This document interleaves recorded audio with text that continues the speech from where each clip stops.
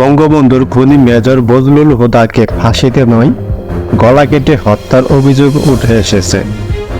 কেন্দ্রীয় কারাগারে ফাঁসির বদলে তাকে ওই দিন গলা কেটে নির্মমভাবে হত্যা করা হয়।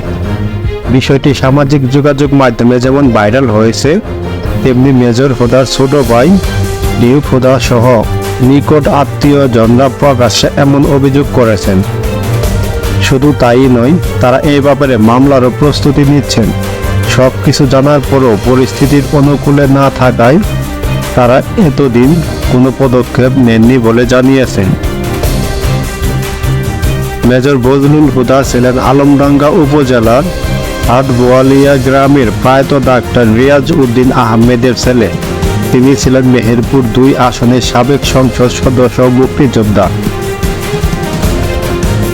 উচ্চ আদালতের আদেশে ১৪ বছর আগে ২০১০ সালের ২৮ জানুয়ারি রাতে ফাঁসি হয় মেজর বজলুল হুদার।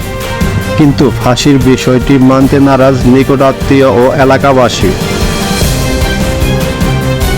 তারা বলছেন, মেজর বজলুল হুদাকে ফাঁসিতে নয়, গলা কেটে হত্যা করা হয়েছে। নিরাপত্তার অভাবে বজলুল হুদার গলা কাটার তথ্য গোপন করে রেখেছিল পরিবার ও এলাকাবাসী। চলতি বছরের ৫ আগস্ট হাসিনা সরকারের পতন হলে মুখ খুলতে শুরু করেছেন তারা।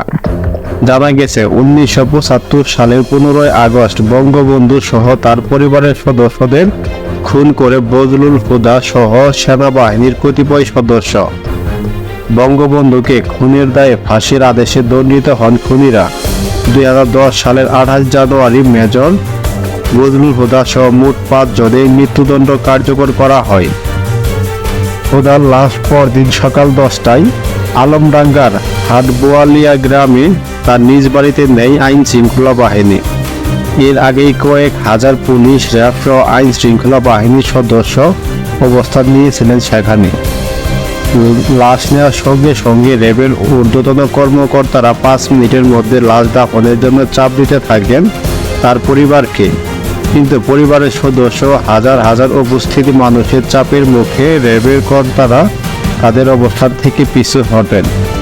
পরিবারের সদস্যরা নতুন করে লাশ গোসল দিতে গিয়ে দেখতে পান কফিনে শুধু রক্ত। লাশ নামানোর পর দেখা যায় মেজর হুদার গলা কাটা স্থানে জাল বোনার মতো সুতো দিয়ে সেলাই করা। মেজর হুদার লাশ গোসল করানো রফিকুল ইসলাম বলেন, এটা একটা হত্যাকাণ্ড। লাশ জবাই করা হয়েছে, জবাই করে সুতা দিয়ে সেলাই করা ছিল। কমপক্ষে ৫ থেকে ৬ ইঞ্চি পরিমাণ কাটা ছিল, তখনও রক্তক্ষরণ হচ্ছিল।